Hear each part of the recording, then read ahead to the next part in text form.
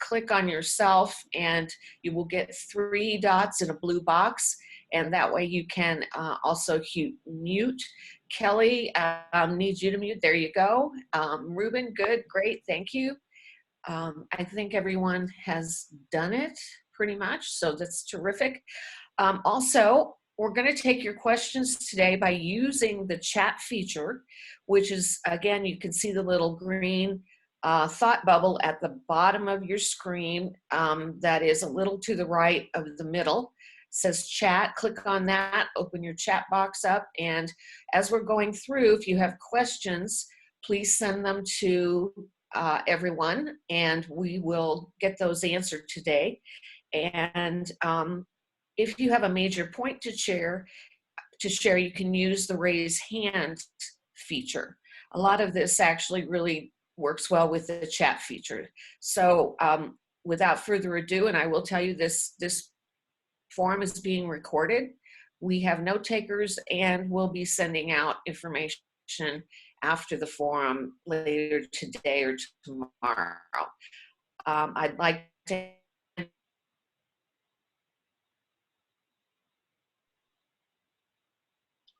Can you all hear me okay? Deb, I think you cut off on us. Can you guys hear me okay? Okay. Okay, first want to say thank you to everybody for coming. Those who came last week, thank you so much. I'm glad that you joined us again today. And those who are new time attendees for the meeting, we want to thank you for coming as well. We will be holding these meetings every Wednesday, 7:30. To discuss kind of best practices and to hear from everybody out there really in the industry as far as what your concerns are. We want to discuss recent legislation, SBA resources, and labor and employment issues on all of this. So please, as Deb mentioned, please hit that chat button, get some questions out there, and as we get into some of this conversation, let's share some best practices. Let's be forward thinking and strategic, because maybe there's a question that you have that you're not the only one. So let's get that question out there. And there might be a question that we get today or that is presented in front of our subject matter experts. Please, you're not the only one, but also you might have come up with a solution or a good practice that could help resolve some of these questions. So please get into the chat. We want to hear from you. We've got some great subject matter experts coming in today to discuss this with us. And having said that, I am going to pass the conversation off to IECRM CEO, Marilyn Stansberry. Thank you, Paul, and thank you, Deb, and thank you to our speakers, and for those of you that have joined us this morning. As Paul said, we are going to be doing this as a weekly series. Following this event, we will send information out with a survey and want to continue to collect the information that you have about challenges, concerns, and questions so that we can put the right subject matter experts together on a weekly basis. This morning, I want to introduce 4 individuals specifically that have joined us to share their subject matter expertise on the Small Business Administration Economic Injury Disaster Loan Program, a little bit about the CARES Act, and then also just be available to answer your general labor and employment questions. We had quite a few things that came up on last week's call, and we want to make that a regular feature of these weekly meetings. First, I'd like to introduce Ruben Estrada. Ruben is the lead consultant for the North Metro Small Business Development Center. Kristin White, attorney at law with Fisher & Phillips. Amanda Peterson, head of compliance and regulatory affairs for the Colorado Lending Source, a nonprofit organization. Tom Thompson, the procurement counselor for the Colorado Procurement Technical Assistance Program, or PTAC. For those of you that participated in our member forum, our membership meeting luncheon in February, you know that Tom shared some great information about the PTAC program, and so we welcome Tom to our call this morning. With that, Deb, how is your audio? Are you back online with us, Deb?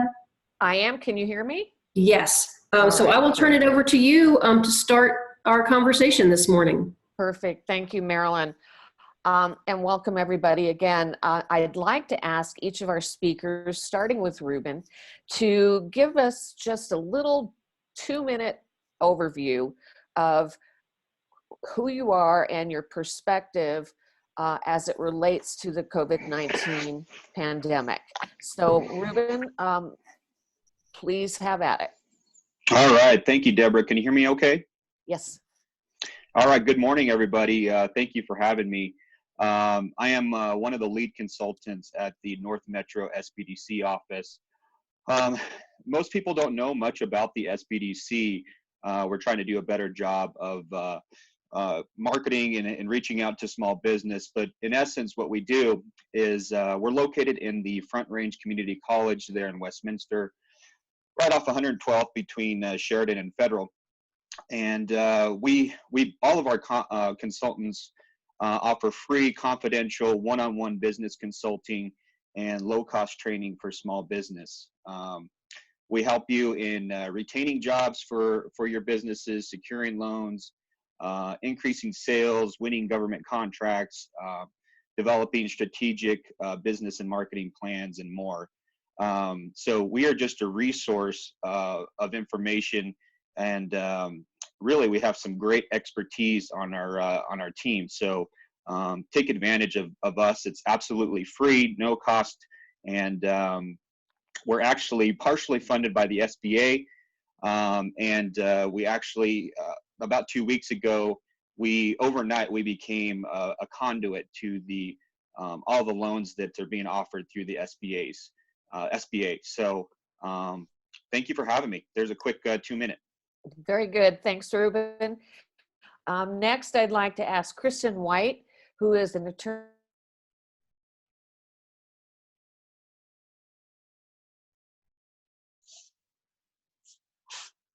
I think I lost you. I think I lost you, Deb. Okay, I'll go ahead and get started. This is Kristin White. I'm an attorney at Fisher Phillips. I think most of us were on the call last week, so I'm not going to repeat all of that. I'm a labor and employment attorney. I specialize in workplace safety, and I kind of gave an overview last week of kind of how we've watched this issue evolve from the issues of exposures through furloughs and layoffs and the new legislation. So, last week after our call, we've got either 1 or 2 new sets from the DOL of some FAQs explaining the new Coronavirus Relief Act, the sick pay.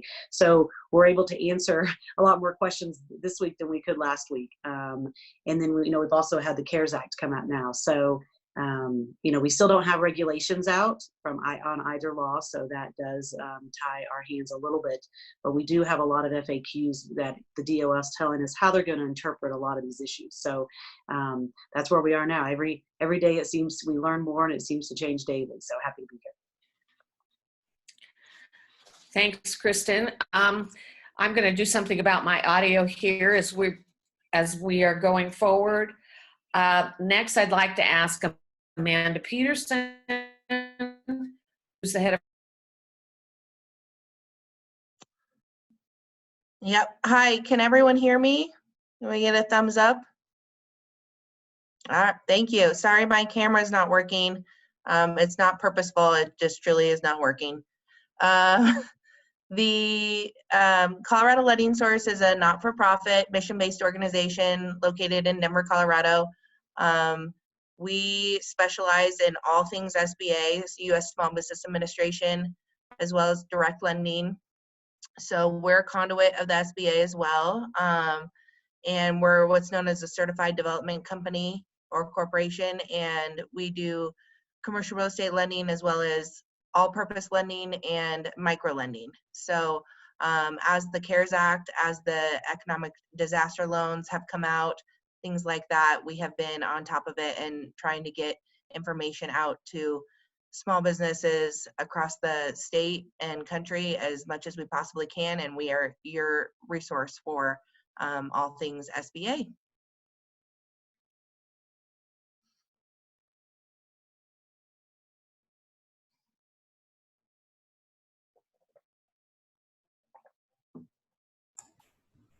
Oh, Deb, you are muted.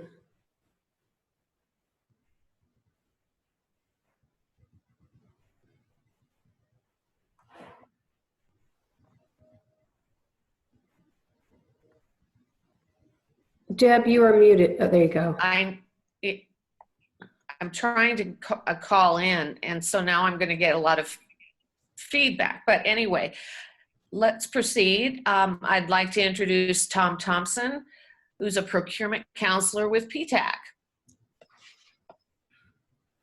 Morning, all. I see most of us are working from home. Sounds like we're going to continue that for a while. Anyway, Colorado PTAC is a nonprofit organization that helps businesses with government contracting. We are your coach and resource through all the government contracting. So we help you with certifications, registrations, marketing opportunities, bids, bid analysis, post-award, award information. So basically anything that deals with government contracting. The areas we do not handle are grants and loans. So you can see you got the other experts online that we actually work hand in hand, referring clients to each other with the SBDCs. We also are in part of the COVID-19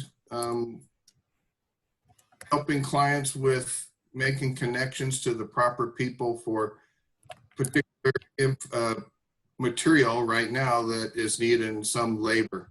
So if you guys think you have something along those lines to apply, we can certainly assist you in that manner. And again, our service is free and no cost. Thank you. That's the best kind of service, free and no cost. Thank you, Tom. Now, can everybody hear me now?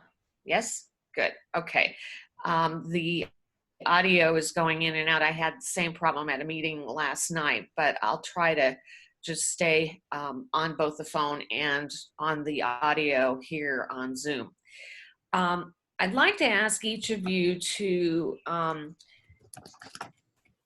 talk a little bit about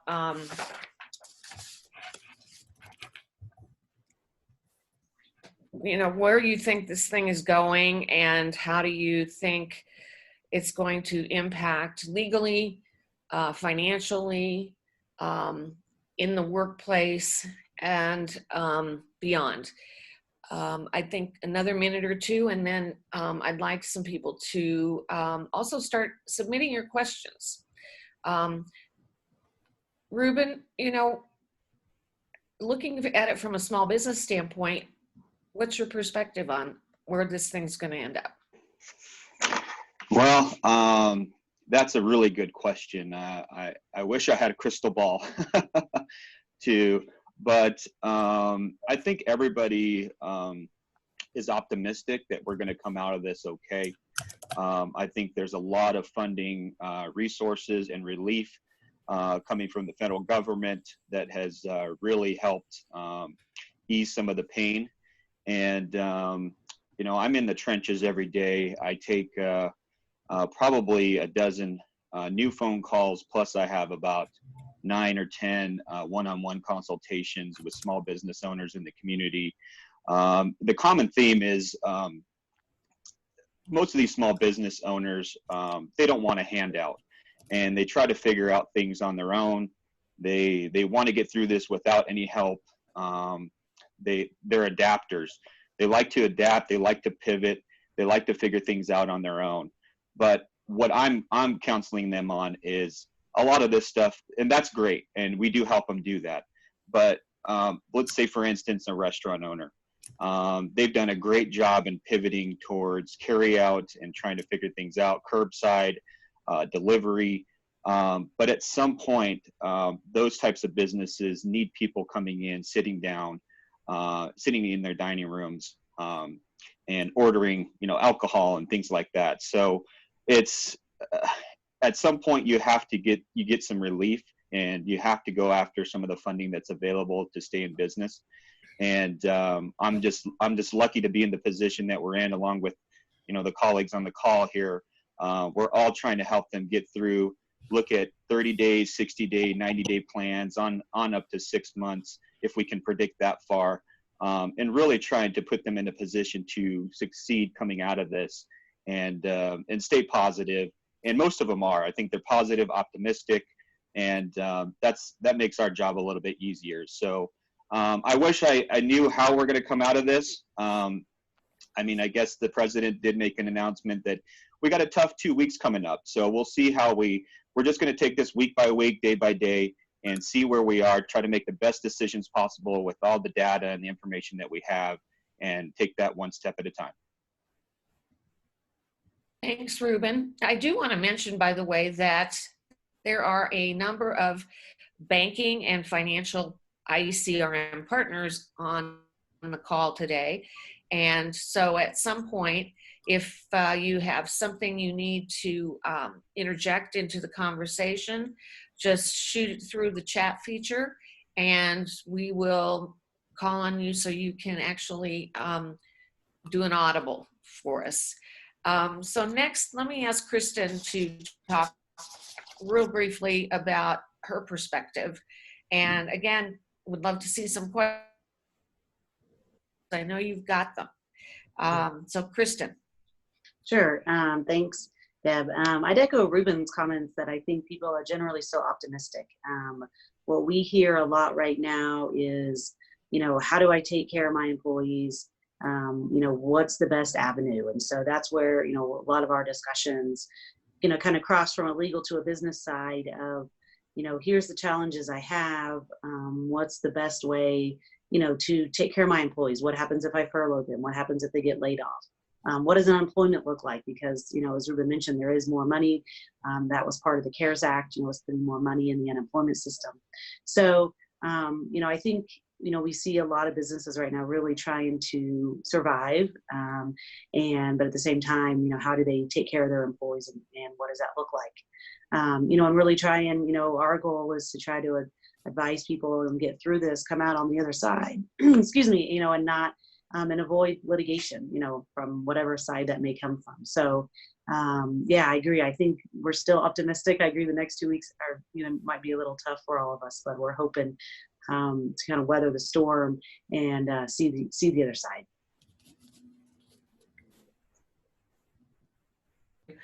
I do want to ask anyone who has something unique or different that you are doing to really get to that survival point, to please let me know so that we can share that out with the entire group.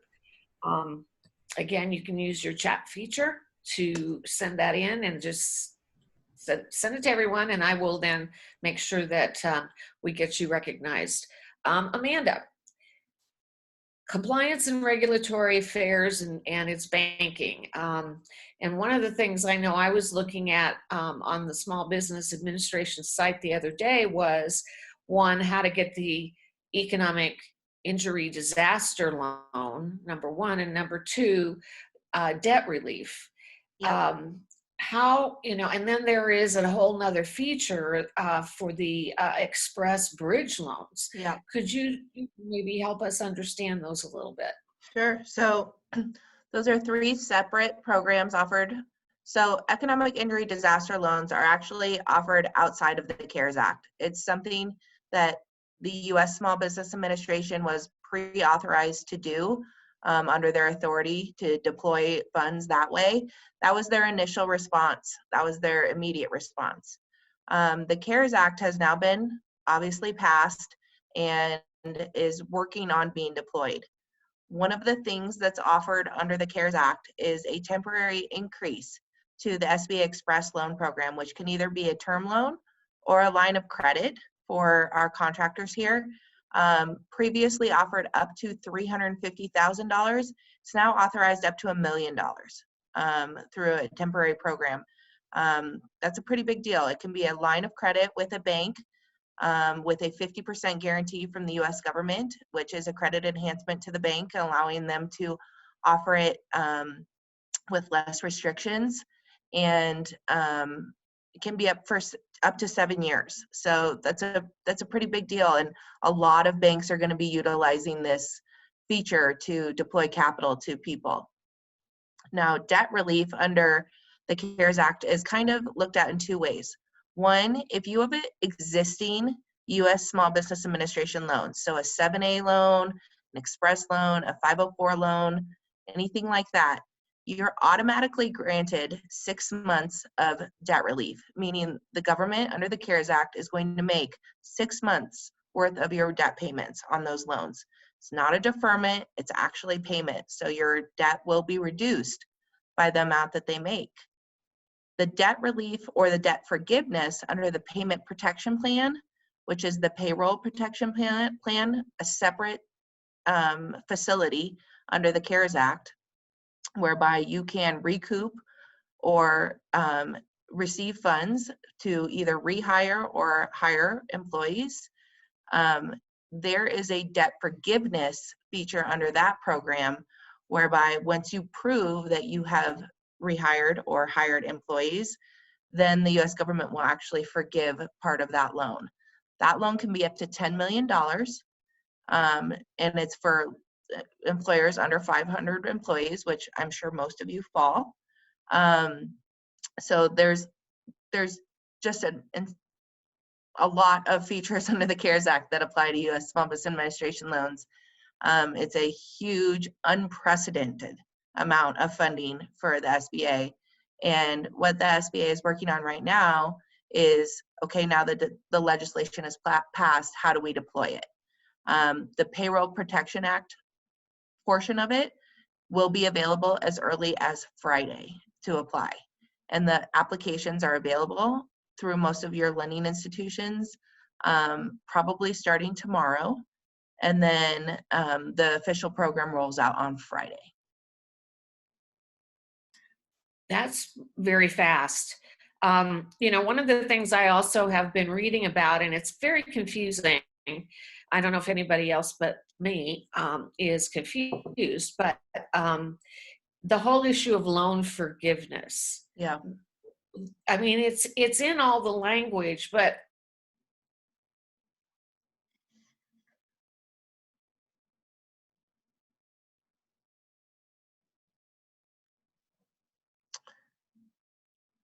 So sorry, Deborah, I didn't hear you that last part. oh, can you, the loan forgiveness mentions throughout the SBA documents. What does that actually really mean? Sure. So loan forgiveness this time actually means what it means.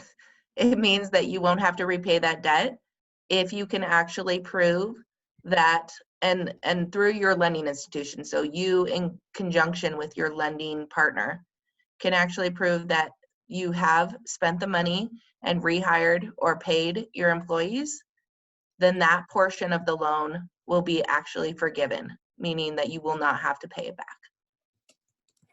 Okay, all righty.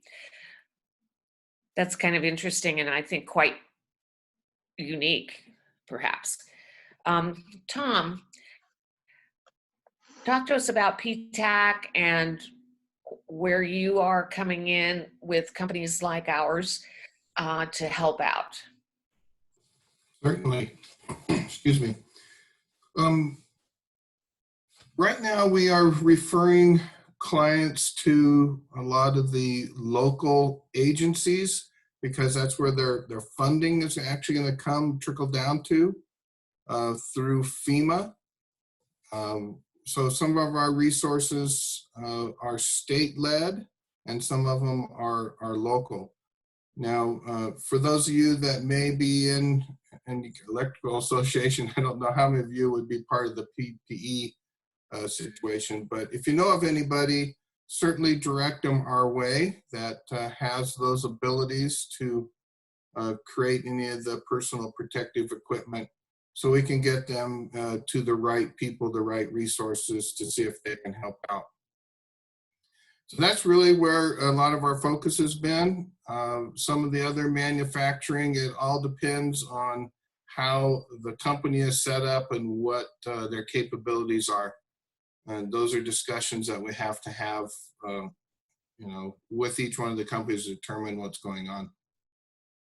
The other thing we get a lot of calls of is all the loans and help with the different grants and situations out there. So we refer them to SBA and to SBDC over there to Ruben's group.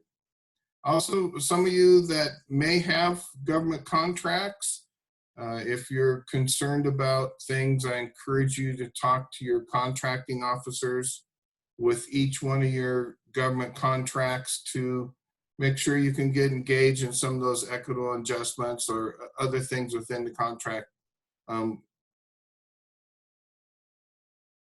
Don't be afraid to talk to them. Let them know exactly what's going on, because they want to preserve things too to make that contract work as time goes through all this craziness. Thanks, Tom.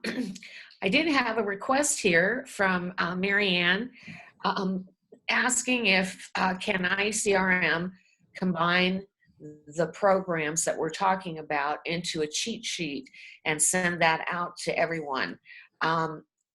It's easy to get lost on all these websites, and it can be very, very encouraging, discouraging. And so I don't think any of us want to miss something. So Marilyn, that is the plan. Yes, we're going to put some follow-up materials together. Yes, following today's call, we will, or I don't know whether to call this a meeting or a call. I guess it's both. We will be, after all of these sessions, compiling notes, writing a little article about it, compiling the resources into one place. We also today will be sending out not only the subject matter experts' names and contact information that are on the call, but as Deb mentioned, we have a variety of industry partners, banking and financial institutions that are also excellent resources. Many of them are on the call today listening in. We've invited them to share their perspective and ask or answer questions while we have these subject matter experts together, but we will be sending all of that information out.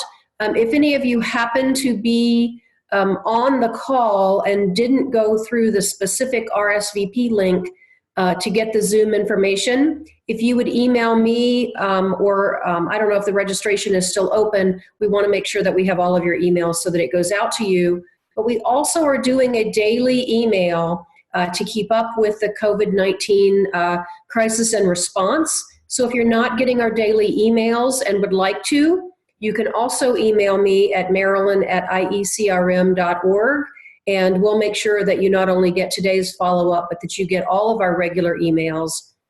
Those resources in the daily emails there'll be a compilation of them over time, so that you can click on any email and get back to any of the information that has come out of these sessions. So the answer is yes. Yes, the answer is yes. Okay, so a couple of questions for Amanda. Would you reiterate what program is going to be available this Friday? And also, when we're talking about the forgiven portion of loans, will that be taxable or counted as income the following year? Right, great questions. So the program that is being deployed this Friday and be available this Friday is the U.S. Small Business Administration Paycheck Protection Program. So you'll often hear that referred to as the PPP program. That is the program where you apply for funding to recoup or obtain funds for your payroll protection, so your employees, and being able to rehire or reimburse or now hire employees. The issue with that program is that it is a fast program. It's only available from this Friday until June 30th. So you will want to get in contact with one of your SBA lenders. They are the ones responsible for deploying this program, this capital. So your banking partner, anybody that has the ability to do an SBA loan now has the ability to do one of the PPP programs. The question on taxable income, I will ask Ruben if he knows anything different than me, but we are still trying to figure this out. Whether the debt relief will be taxable income in the following year. Our assumption is no, but we are not CPAs and not yet have the direct guidance on whether debt relief will be taxable income. Thanks, Amanda. Kristin, as we are talking about all of these relief funds and programs and payroll protection, are there legal considerations as an owner or a contractor might be looking at some of this for his or her company? No, that's a good question. Yeah, and I'd love to actually kind of hear Amanda's take, because one of the two of the main questions that we get is, the first one is, how do I calculate, how much I can take in this, the paycheck protection loan. And so, there's the kind of the payroll cost that you can put together. So, companies want to be very careful that you're following those requirements. And, I'd love to hear from Amanda if when people apply on the application, is that something that they're helping them with to make sure that they've calculated that correctly? Because there are some limitations on salary and wages. For example, you can go up to 100,000. So that's kind of one issue. The other issue, I guess, from the legal side is, for this forgiveness part, which obviously is very important, Debbie made a really good point, really, unusual in the loan, is the documentation is going to be so important here to be able to prove that you use the funds in the way that the law says you have to, because it is very specific on, how you can use the funds, what you can use them for, and the timing of that. So, that would be, that's really what we've been counseling on, because we're not CPAs either, but we've been counseling on, really paying attention to what the requirements are. But yeah, I'd like to hear from Amanda if that's something they're going to help people with on the front end, when they're putting this together, to make sure that they've done that calculation correctly on their payroll costs. Because I know we get a lot of questions and concerns to make sure people are doing that correctly. Hi, Kristin. Thanks so much for the question. And absolutely, one of the reasons that the SBA has chosen existing SBA lenders to deploy the program is because they're experienced in helping the borrowers through that type of complex calculation. It is a complex calculation as far as a small business is concerned, with ensuring that not only are you meeting the requirements of the program up front, but that you're going to meet the requirements of the debt forgiveness portion at the back end. So your lender, your SBA lender, absolutely is required to help you calculate that, ensure that it's calculated correctly, and then ensure that you're eligible for the debt forgiveness portion. I also know that the SBDCs and other partners like that are more than happy to help walk borrowers through the initial calculation, as well as work with the lenders on how that's done. Great, thanks, Amanda. Thank you, Kristin. From Eric, we have an observation. Eric, I guess you are looking at all the language in the CARES Act, and Eric says that in that act, quote, canceled indebtedness resulting from this section will not be included in the borrower's taxable income. Eric, was there a question there, or do you want to elaborate on that? That's related to whether or not the loan forgiveness is going to be taxable in the following year. Okay, so as I read this, it's not going to be taxable. That's the way I read it. Okay, all right. Another question, is the debt forgiveness program only for loans already established? Amanda, do you want to take that?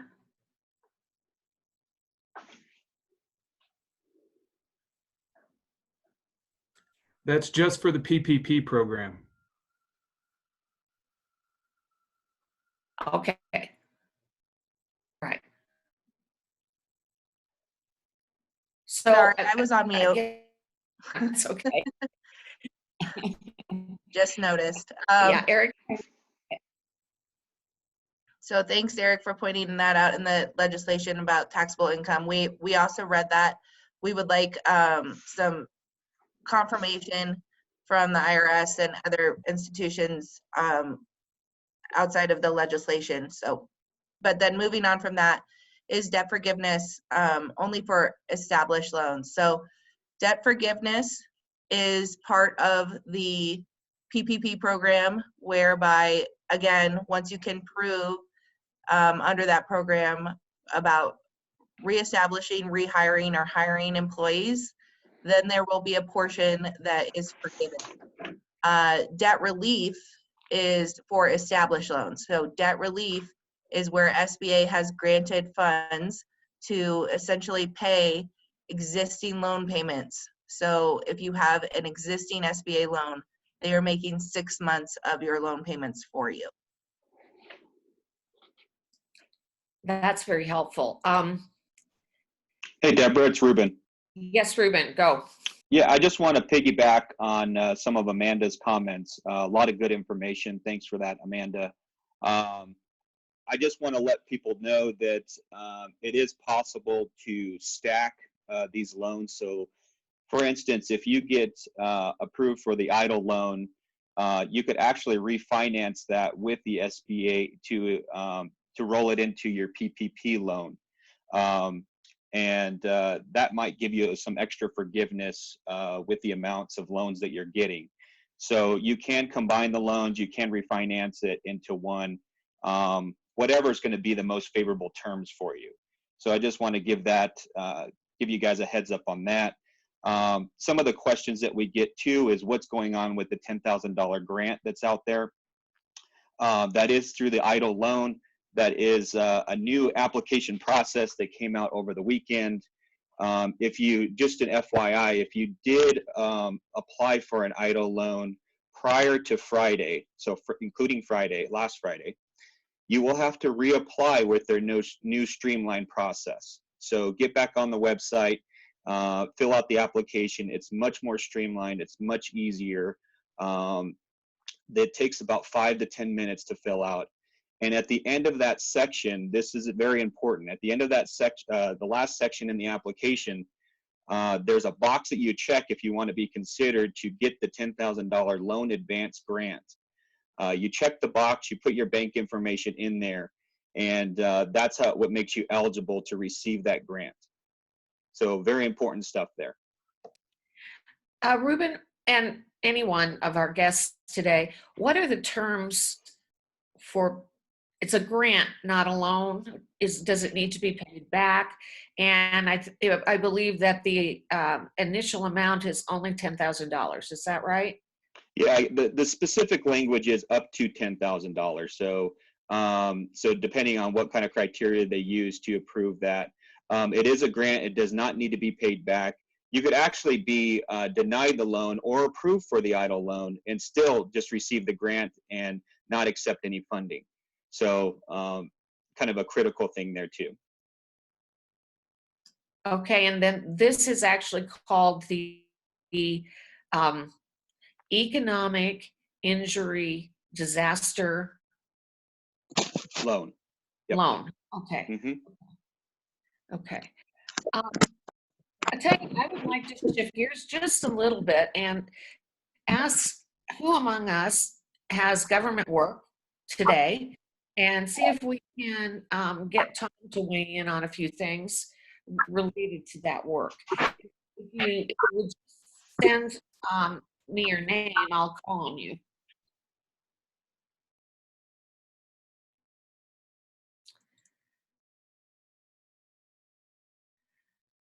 Nobody has government work? Okay. Well, if you change your mind and think that you do, that would be terrific. But I'd also like to ask Tom, what, with all of this money becoming available, where do you, tell me what your lens is on all of this. I mean, the loans for all the small businesses. I guess we hope that any of them that are specifically involved in government contracting will take advantage of this. But again, if you have a current contract, it's really important that you talk to the contracting people about your contract, especially if there's a slowdown, a stop, or whatever, because you can get adjustments, forgiveness on certain things, but it's really important to engage with those people. Otherwise, survival of the small business, and I hope people can participate in as many of these loans and opportunities as they see fit for themselves. And we have, again, like Ruben said, a lot of the small businesses want to adapt and do things on their own. And so we get a lot of calls of businesses wanting to lend a hand and help. But you have to realize in the government world, most of the agencies have long-term contracts or already have certain people under contract that they actually engage with first. And so some of those opportunities are really subcontracting to some of those people that have those contracts already in place. Great, thank you, Tom. Couple questions back to the, specifically the PPP. The question is, does the PPP allow us to continue to pay our employees without laying them off? I'm no expert, but I thought that is what I heard. Who would like to take that one? I can jump on that. Yep, this is Amanda. Yes, I mean, that is the point.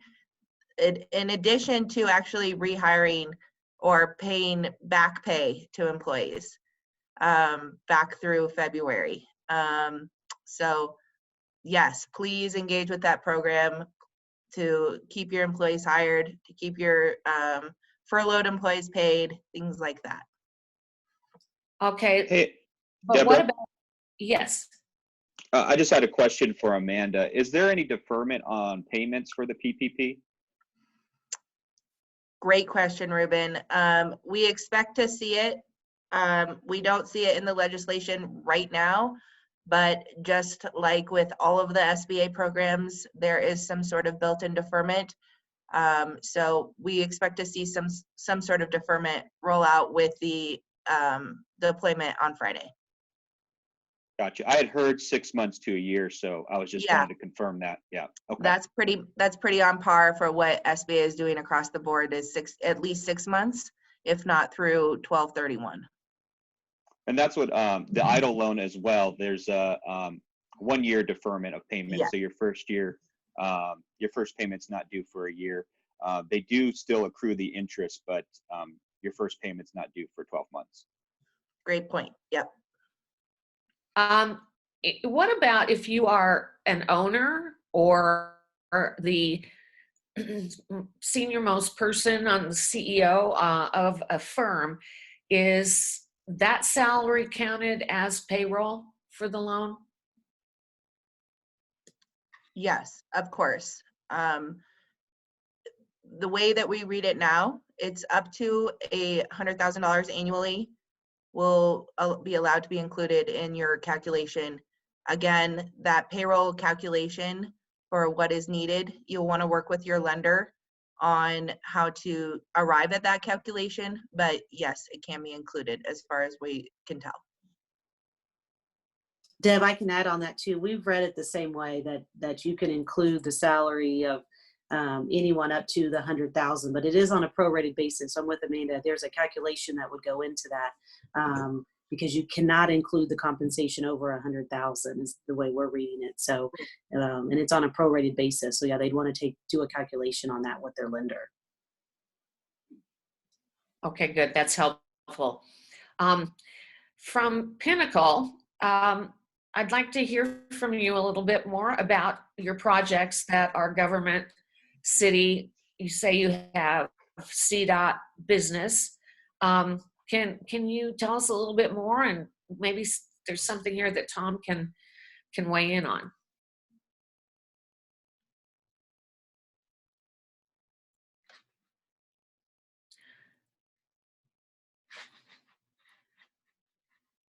Nothing? Hi, Deb. It's Ruben again. Hi, Ruben. I just wanted to ask Amanda or Kristin if you know about the credit. Have you? I know all the banks are just now getting their packages from the SBA for the PPP loan. Do you know if credit is coming into the qualification process and what that looks like?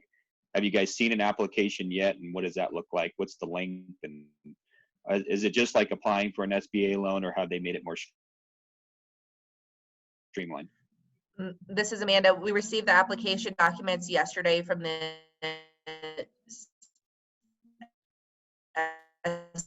SBA.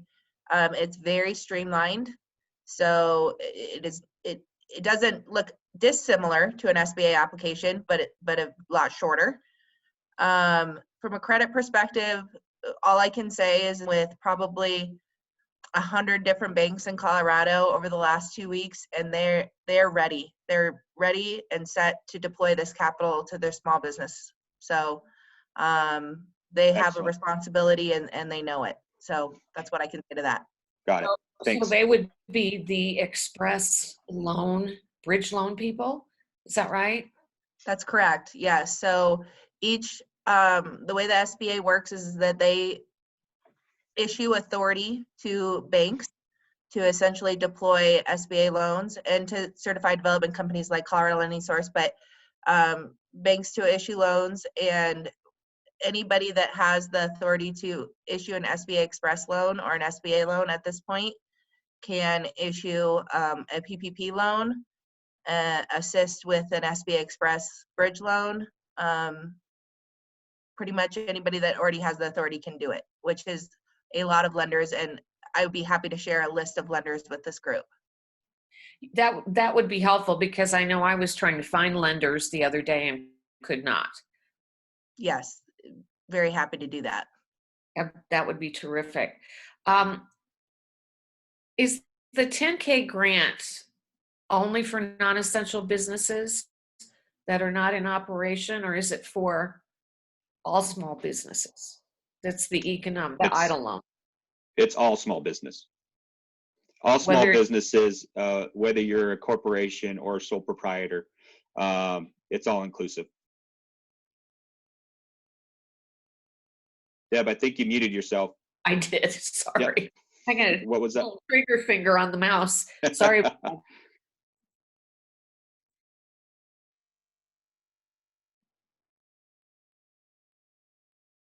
It's are included in the payroll calculation.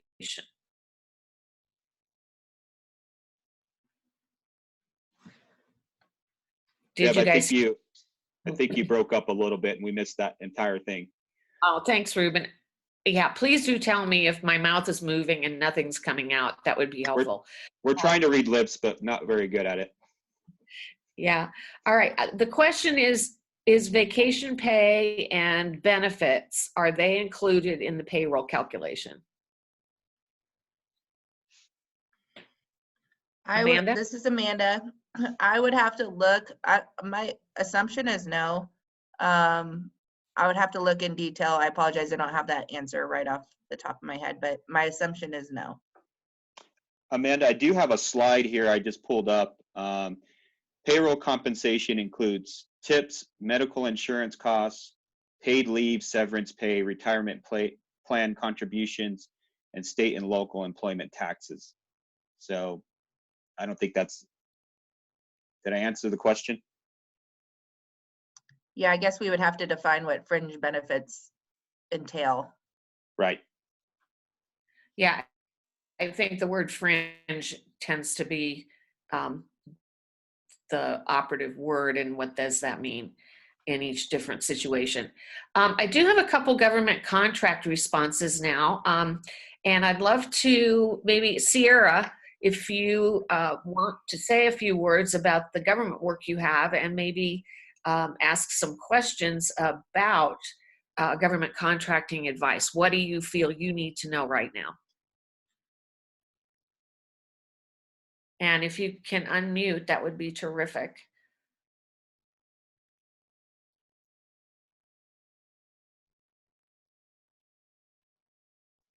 No, Sierra?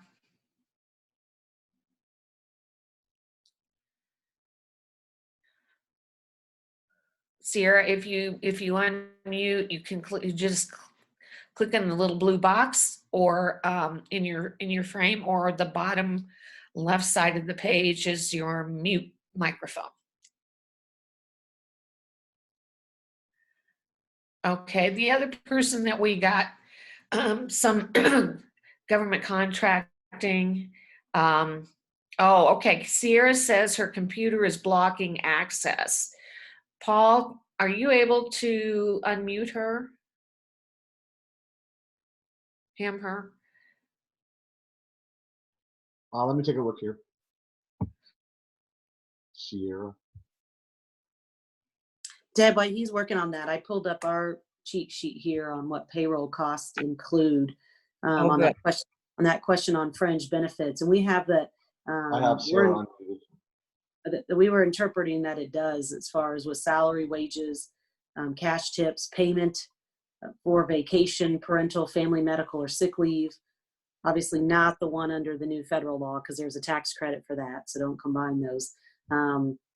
Payment for required provisions of group health benefits, payment of retirement benefits. So that's how we were reading it, as based on what the fringe benefits were. Thank you. Do we have access to Sierra now? I have her unmuted on my end. Okay, Sierra, you're unmuted at Command and Control, which is Paul this morning. He has the con. Is your computer still blocking you? Give me shoot me a note. Oh, okay, it's your browser. All right.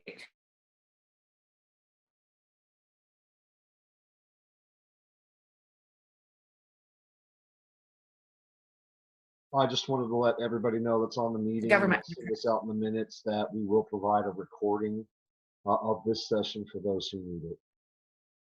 Okay, great. All right.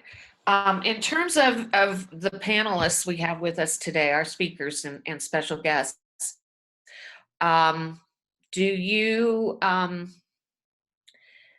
have anything else you'd like to add about government contracting per se? If not, I'd like to ask Tom to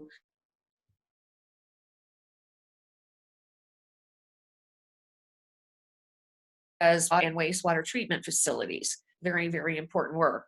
How does one in that kind of contracting navigate all of this, Tom?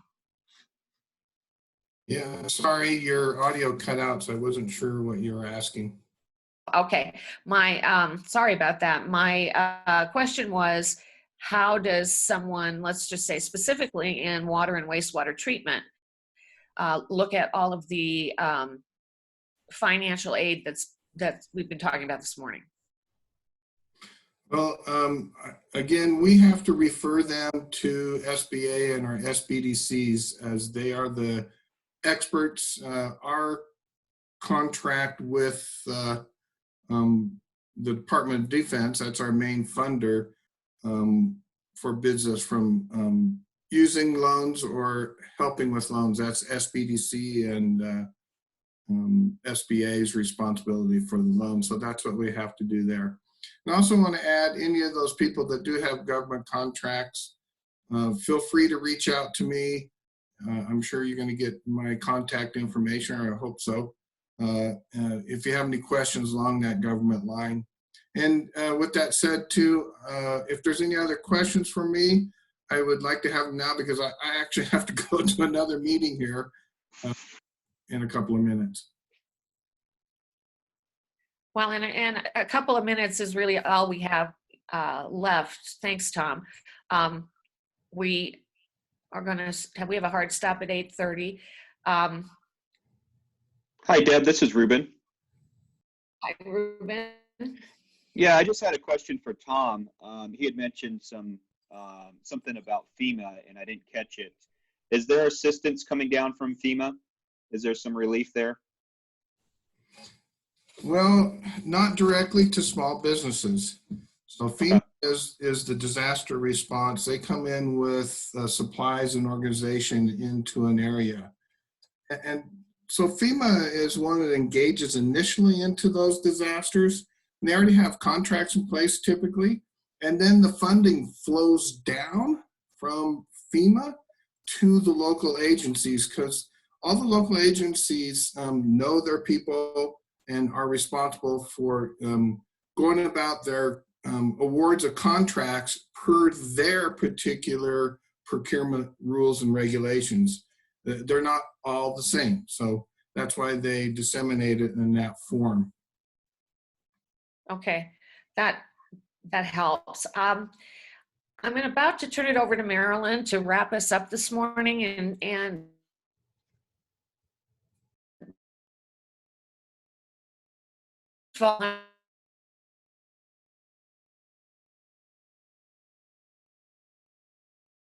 Sounds like Deb, Deb, your audio is in and out again. So I'll just take over these last couple of minutes and ask, again, we have a number of our industry partners that represent banks and financial institutions. When we send out the recording and the notes and the contacts for the subject matter experts that you've heard on the call today, we'll also be sending that information to you. The one thing that we are sharing with everyone is to make sure that you are reaching out to your trusted advisors that handle your banking and financial matters. If there's anything that we can do to continue to support, please let us know. I just want to do a really quick round. Tom may have already had to jump off, but Kristin, Amanda, Ruben, are there any other sort of 30-second final thoughts that you have that you'd like to share before we thank the participants? I'll go first. There was one question about the $10,000 grant that I saw pop up. So the URL for that is covid19relief.sba.gov. That is the new application for the EIDL loan, the Economic Injury Disaster Loan. Through that process, once you get to the end of the application is where you'll see the section for the $10,000 grant, up to $10,000 grant there. So you just check a box, put your bank information in there, and that would basically qualify you for consideration of that grant. Excellent. Kristin? Nothing further for me. So this has been great. I appreciate all the information. This gives us some information to take back some of the questions that we're getting to know where to point people on the loans. And it's nice to be talking about how we get loans and keep businesses going other than layoffs and things we were talking about last week. So thanks for having me here, and appreciate all the information today. Awesome. Sounds like having some tax advisors on next week might be a good idea as the subject matter continues to evolve and flow. Amanda, any final thoughts? Sure, Marilyn. Thank you so much for having me. The one thing that I would add is I know that this is a frustrating time, and sometimes with the deployment of capital, it can be a little bit slow or seemingly slow. Don't give up. Keep trying different. If you go to the EIDL website, for example, you may get a kind of holding standpoint on the traffic and things. They just moved it over to a new server so that they can accommodate the traffic and things like that. So just keep at it. There's lots of money available, and we're ready to get it to the small businesses. Fantastic.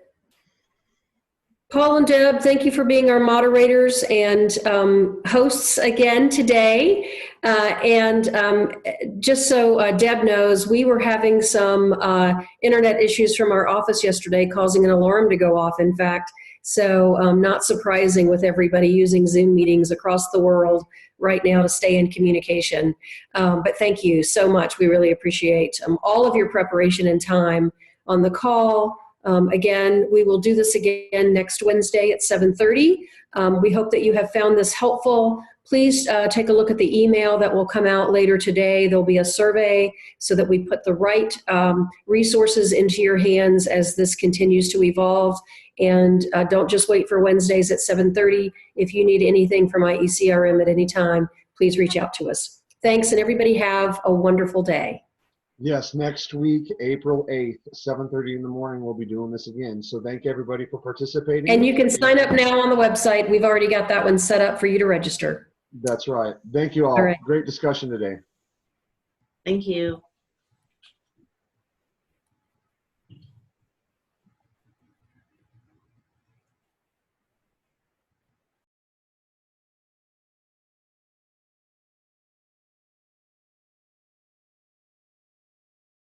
Marilyn, you want to stay on with me for a minute? Holly, that'd be cool too. I'm still here, Paul. Cool. Katie too. Katie was taking notes. Yeah, cool. Katie, you want to hang out real quick? I sure will. Take it easy, Mr. Welsh. Have a good day. Be safe out there. Thanks for joining us.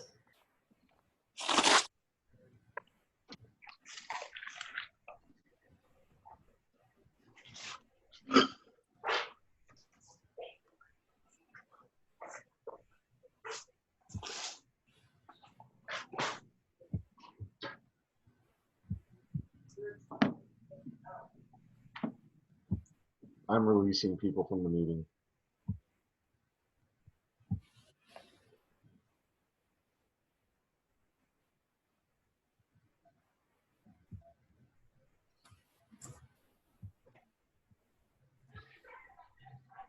Does anybody know who 970 last 190 is down there? No, I think I would release it. Cool. All right. All right. Good morning, everybody. Morning. Great session. God, that was a really good one. Wow. Good, great questions. Boy, it's getting thick, huh? Yeah, and this is a very, very complicated issue, Yeah. but very important. So let me know how I can help get notes and other things together so that we can get this turned around and out as quickly as possible today. All right. Good morning, Katie. Good to see you. Morning. Good morning, Holly. Good morning. Holly has taken off to San Fran.